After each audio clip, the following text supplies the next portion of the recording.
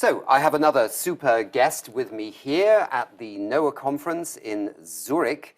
If you could say who you are and who you are representing. Sure. Thank you for this warm welcome. My name is Christian Duve, and I'm here today representing my little asset management entity, which is called Duve Innovation Ventures GmbH. So by background, I'm a lawyer, and I do a couple of other things like teaching at the university, but my focus here is as an investor.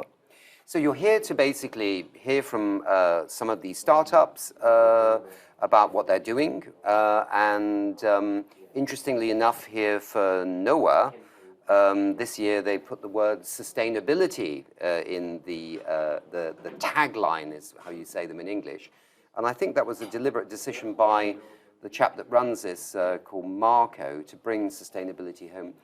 What are you looking for here? Are you looking for companies that give you a massive rate of return, or are you looking for low risk in a high risk world, or are you looking for something that also, gets you up in the morning and makes you feel good about life? How does an investor view this world here that you're seeing? So I have been at previous NOAA conferences, and I thought they were very helpful to get an overview of all the trends that are going on.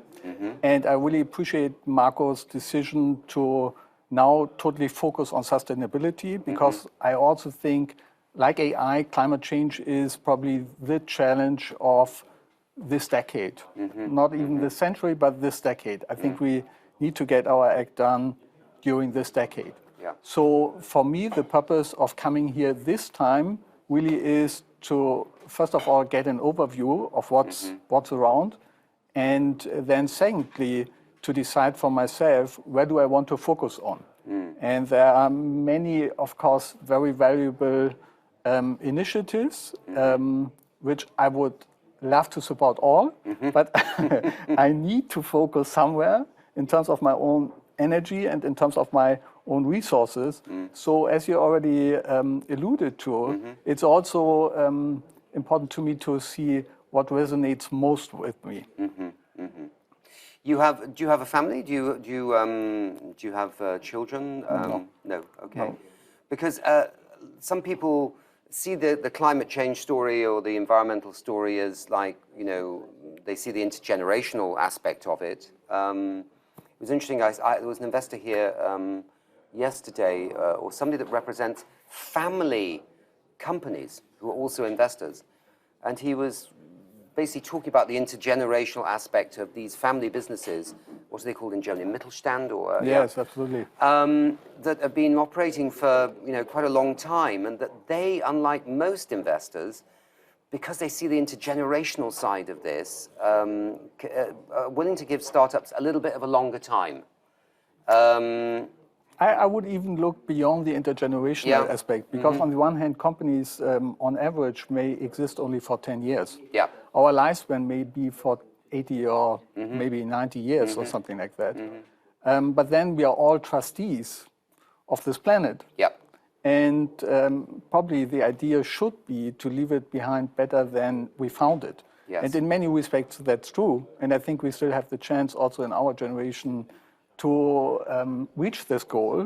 But then we have to get our act together during this decade. It was interesting. I actually was staying with friends near Köln, or for the British viewers, Cologne, before I came here by train. Me too. Oh, good. And to the airport where this conference takes place. I know, that's kind of ironic, isn't it? That's the absurdity of the world in which we live.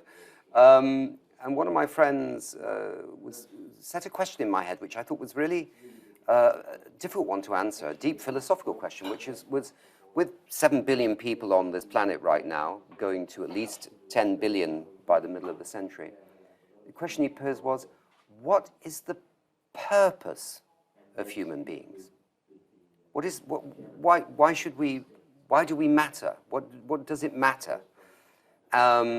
Especially given the impact that humanity is having on this only living planet that we know about. And it's a deep, interesting question, right? You can point to, great artworks or wonderful music of Bach or Beethoven or maybe something more contemporary, the Beatles, I don't know. But in a sense, that's more about self-fulfillment. What is the purpose of humanity? And I don't think we got a good answer. We didn't get a good answer by the end, but at least it's probably to do no harm. But that doesn't even get us that far. Yeah. No, and I think it's even more than that. And I think you can see it in also the examples of social entrepreneurs here who do more for others than for themselves. Where you can clearly see the mission to do something for other people.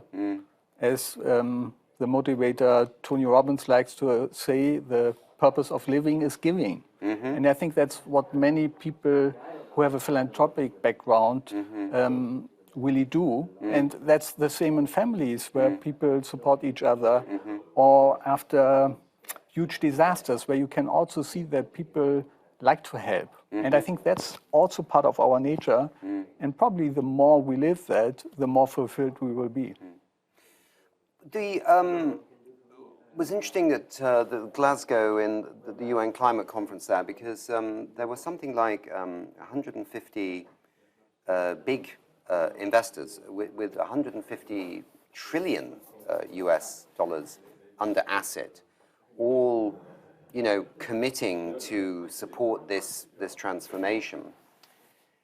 But I sense that if there's still a bit of a slowness in the investment community to really dive in, with the entire body.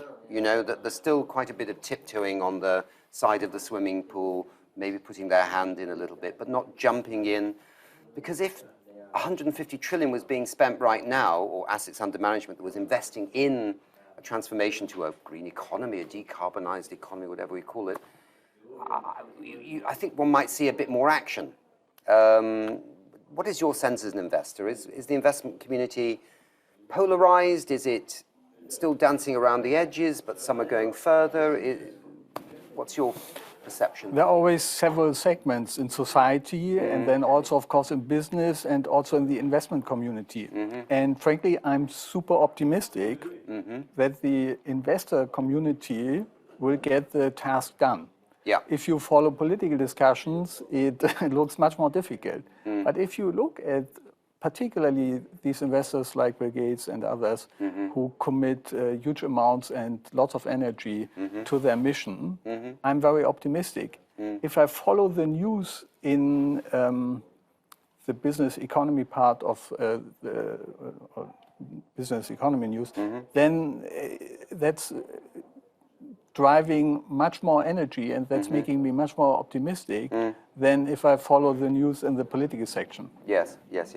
No, there's certainly, and even the Economist or say the Financial Times and things like that are covering these topics in much more detail than ever before. If you follow Wall Street Journal, Financial Times, I mean, there is no day without a focus on whatever, ESG, financial reporting, carbon trading, decarbonization, alternative energies. So you can really see how the transformation is already taking place. And the investors, the shareholders, are also driving the action and changing boards, taking board seats. And of course, also climate change litigation plays a certain role. But it's going beyond that. I think it's really like a popular movement by now. Yeah, and I think there is, maybe a sense of, what is the purpose of a company and what is it meant to do rather than just make profits at all costs.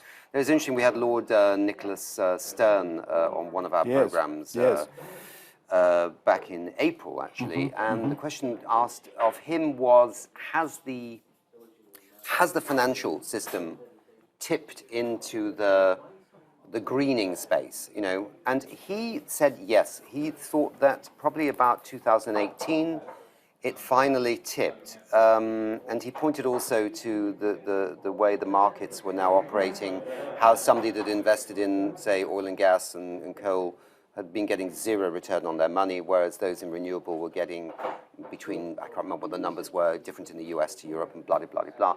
But he felt it definitely had tipped. His thing, though, was it's one thing to tip into that space and to start moving, but the question now we need is velocity. I think that will happen. I'm super optimistic. Yeah. I mean, look at World Economic Forum. They totally shifted the focus to what's called sustainability. Yeah. I mean, you could also call it regenerative. It needs to be regenerative. It needs to be not only carbon neutral, it needs to be carbon negative in order to get the job done. As well. And circular as well. But I think all that's happening. Yeah. Good. One last thing.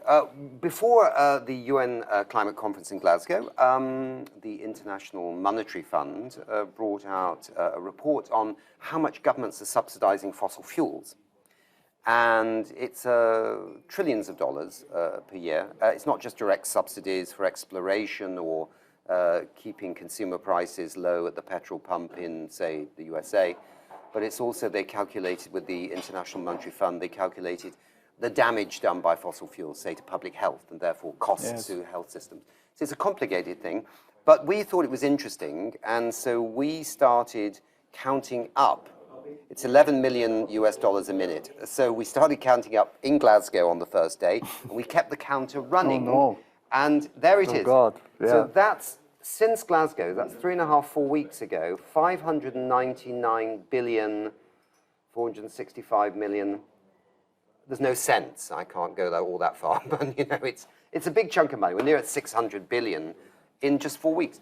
I mean, this is money that is, in a sense, fueling the destruction of our world from climate change, and yet at the same time, if it was deployed in other arenas by governments, either as seed money for entrepreneurs, or even if it was just for vaccinating every child in the world or educating everybody in Africa, could be just put to better work. And well, I think it's an incredible number. Yeah. And during the time of COVID, of the pandemic, we have seen how quickly exponential trends can rise. But we have fortunately also seen how quickly they can shift and how quickly they can be reversed. Yes. So yes, it's a horrible number, I totally agree. And yet I'm optimistic that in the course of all this energy and drive that we can see today, this can be reversed relatively quickly as well. I mean, let's be realistic.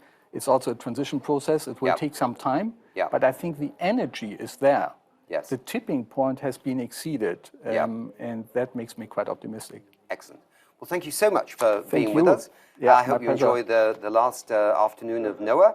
I'm sure I will. And thank you very much indeed for being with us. Thank you.